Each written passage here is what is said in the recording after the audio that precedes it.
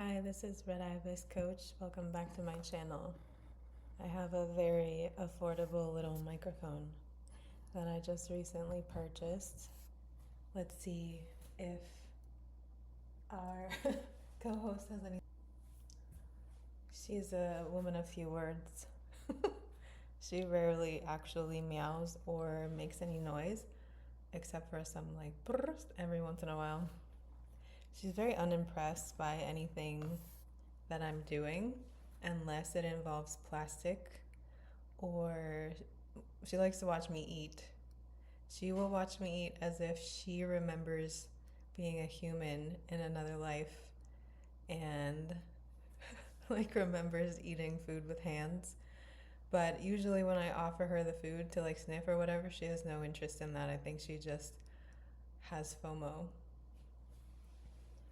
I don't know what I'm going to talk about. Actually, I should have. I got so excited about this microphone and just like testing it out, but because I had the perfect opportunity to get my cat in the shot, I decided to go for it. I'm looking at my list.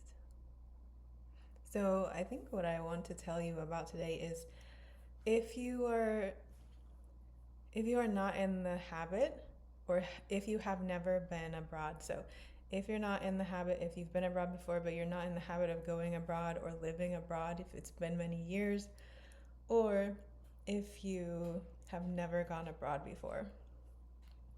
Keep in mind, I'm talking to women, particularly Black women, but if you're another type of person, you can also benefit from this video, I'm pretty sure. If you are in the US, my recommendation to you is to go to your airport's website and go to the non-stop destinations that are advertised on your airport's website. You will find at least one non-stop destination that is international. It could be somewhere in Canada, it could be somewhere in Mexico.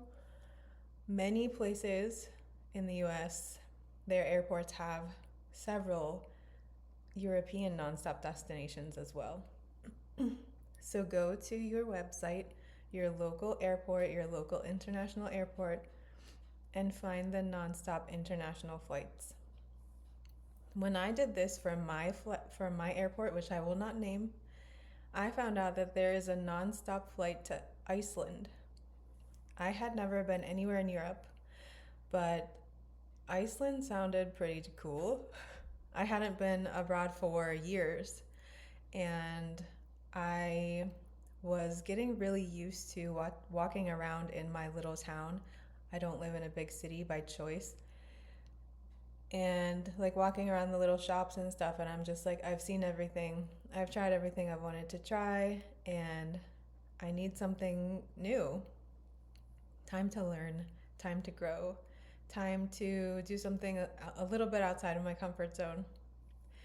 So my local airport told me that I could go to Iceland on about a 6-hour flight, and I said, bet. So I went to Reykjavik, Iceland, and I'm not the kind of person who wants to have the kind of vacation or travel experience that is like gram worthy. That's not really my thing. I just want to go and do whatever I want to do, whatever I feel like doing. Whatever I feel like doing. Very distracting. Um, so I did. So what I ended up planning was I found a hotel that was like in the middle of downtown, and I stayed there for a night or two, and that was fine. But then there was a share house that I was also interested in staying at, and that was also near downtown in the middle of the city. And keep in mind, Reykjavik is not very big. So in the middle of the city, it's not a sprawling metropolis. but it's a city nonetheless. So I did the share house the last 2 nights. And first of all, the share house was awesome because there are international people going in and out of it every day. And I didn't necessarily talk to them much, and I didn't talk to the hosts much because everyone was busy and I was trying to cram in the things that I was interested in doing. But it's just nice to be around international people again. It was just so nice at that time of my life. So, what did I do in terms of touristy things? The first day I booked a cat tour. So Reykjavik has a walking cat tour. It's, I think, one of a kind in the world. And it was really easy to book. Everything that I did was so easy to book online. I didn't have to speak to a human, which, if you want to speak to a human, go for it. But I didn't have to. And the cat tour is hosted by this man who is a lover of cats. He has many cats himself. And it's 2 hours of walking at a very leisurely pace around the city and meeting the local cats. There are a lot of shop cats that hang out at different points in the city. They go in and out of the shops. They take naps on the merchandise. They don't mind being pet. And there's even like some who are famous and everyone knows their name. And everyone loves having these cats hanging out around the city. And then there's also Icelandic folklore that he shares as we are going around the city. So it was really awesome. We went to a cat cafe. Not only were the cats cute, of course, but also the hot chocolate was bomb. Can we say bomb? I'm canceled. Too cringe.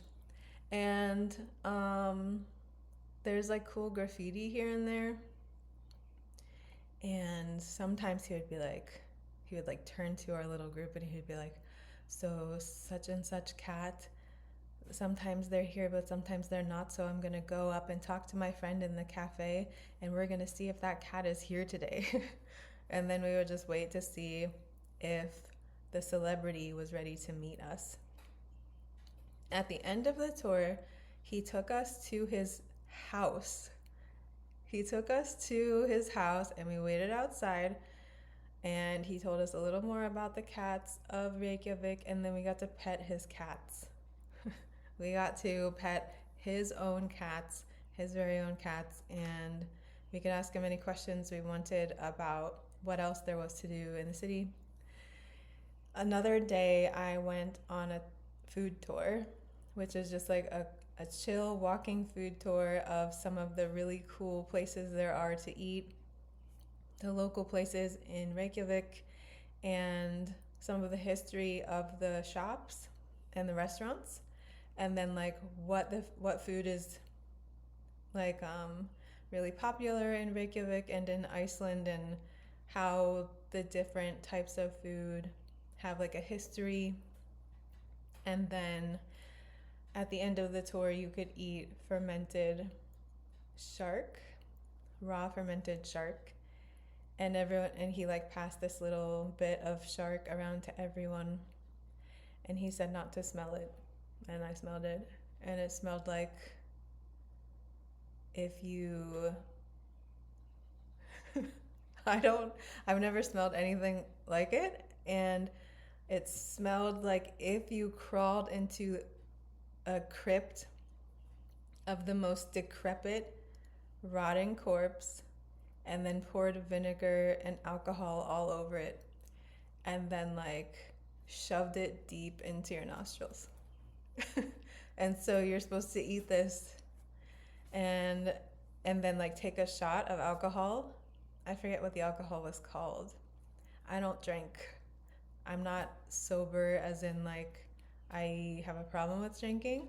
I have a problem with drinkers, and it just ruined drinking for me. So I don't drink, and I didn't eat the shark, and everyone else did, and I love that for them. I smelled it and I could not do it. And there are a lot of things I've tried and eaten in my life, including raw chicken, but I drew the line at something that smelled like um, something that existed long before I was ever born. So those are the two tours I did, and then there's one more. There was a folklore tour, and that included like ghost stories, which was also cool. It was a rainy day. We walked around Reykjavik. He showed us these historic sites, including the place that his ancestors are buried, like a cemetery. And he told us some ghost stories in the cemetery and some other folklore. That was cool. That one had a lot of American, like US American tourists in it, and that kind of ruined it for a couple reasons. One is that one guy was like yelling at the tour guide because the tour guide wasn't understanding the accommodations that his wife needed. And so that kind of ruined the vibe for me. And then just like people acting entitled in an unexpected way. So, one thing to keep in mind about anywhere that you go is that you can, of your own volition, choose not to be a dick to anyone. And it's really not that hard to do. But in terms of the barrier to entry, like how hard is it to navigate Reykjavik as a single woman? Very, very, very low. The barrier to entry is very low. It's super easy. On some of these tours, I mean, I was by myself, but I chatted with people. There was one other woman who was also traveling solo. She was Scottish, and she was Asian. Asian Scottish, Scottish Asian. Not sure how they do their racial markers in Scotland, but that's my chicken. Yeah, so she was cool, and another thing that I have to tell you about before I end this video is the Penis Museum. There is a phallic museum in Reykjavik. There are a lot of other cool things. I went to see a show, like a comedy show. Again, all of these things are super easy to book. You just like go online and see what you feel like doing. But yeah, you can go to the Penis Museum and see the preserved phalluses of so many different kinds of wildlife. You can see pictures of whole soccer teams with their dicks out. There's a dick phone. You can draw whatever penis paraphernalia your heart desires. You can buy penis merchandise. So if you like cats or dicks or something that's outside of your comfort zone, but people are still speaking English, and the city is really set up for tourists in a way that's like they hold your hand, like you're gonna figure it out. I recommend it. Make sure that there's a couple things that you would need to do to make sure that your phone works while you're there, and maybe I'll make another video about that. But I have to go get my chicken out of the oven. Thank you so much for watching, and I'll talk to you tomorrow.